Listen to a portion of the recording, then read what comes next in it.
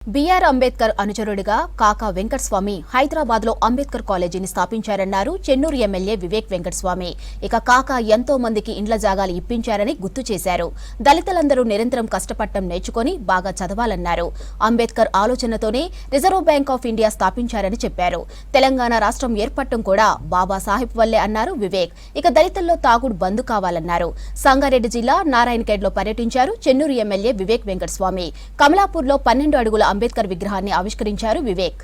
ఎప్పుడు కూడా వారి గురించి ఆలోచించలేదు, ప్రజల గురించి ఆలోచించాడు. అప్పుడు హైదరాబాద్ సిటీలో కూడా 75,000 మందికి స్థలాలు కల్పించినారంటే అప్పుడు కేవలం ప్రజల కోసము పనులు చేయాలని చెప్పి ఆ ఆలోచనతో వారు పనిచేయడం జరిగింది. బీద వాళ్ళకు ఏదైతే అండగా ఉండాలని ఆలోచనతో ఎవరైతే పనిచేసినారో అది కేవలం డాక్టర్ బిఆర్ అంబేద్కర్ గారు. ఆ రోజులలోనే మహిళల రిజర్వేషన్ బిల్లు, మనకు మినిమం వేజెస్ అంటే అప్పుడు ఆ రోజులలో ఎంత పని చేసినా కానీ మినిమం వేజెస్ లేకుండే, కానీ డాక్టర్ బిఆర్ అంబేద్కర్ గారు మినిమం వేజెస్ ఇంట్రొడ్యూస్ చేయడం జరిగింది. మళ్ళీ 8 గంటలే పని చేయాలి, దానికన్నా ఎక్కువ పని చేయొద్దు అంటే ఇవన్నీ రెవల్యూషనరీ బిల్స్ ఏదైతే ఉన్నాయో బీద ప్రజలకు ఉపయోగపడే బిల్ అన్నీ కూడా డాక్టర్ బిఆర్ అంబేద్కర్ గారు ఆలోచించి ఇంట్రొడ్యూస్ చేయడం జరిగింది.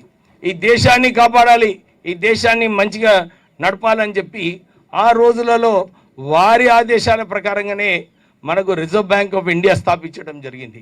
ఎవరు కూడా ఊహించలేదు ఏంటిది రిజర్వ్ బ్యాంక్ ఆఫ్ ఇండియా, కానీ ఈ రోజు కూడా ఇన్ని సంవత్సరాల తర్వాత ఈ దేశం మంచిగా నడుస్తుందంటే అది కేవలము డాక్టర్ బిఆర్ అంబేద్కర్ గారు. నిజంగానే ఈ రోజు కూడా చాలామంది చెప్పినారు మనకు చిన్న రాష్ట్రం తెలంగాణ అయిందంటే కేవలం బిఆర్ అంబేద్కర్ గారు ఆ కాన్స్టిట్యూషన్లో పెట్టడం వల్ల మనకు తెలంగాణ రావడం జరిగింది. మీరందరూ కూడా ఇదొక అవకాశం తీసుకోవాలి. దళితులందరూ కూడా 10% కష్టపడాలి, తల కిందికి చూపించద్దు, ఎప్పుడు కూడా తల పైకి చూపించుకొని నడవాలి. అంటే మనకు జ్ఞానం ఉండాలి, మన పిల్లలకు ఒక మంచి విద్య నేర్పిస్తూ వారికి ఒక క్రమశిక్షణ.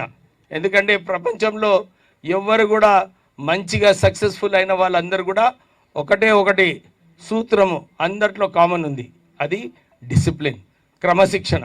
అంటే చాలామంది కూడా చెప్పడం జరిగింది మన దళితులలో కొన్ని పైసలు ఎక్కువ ఉంటే తాగడం ఉంది, ఇది పోవాలి.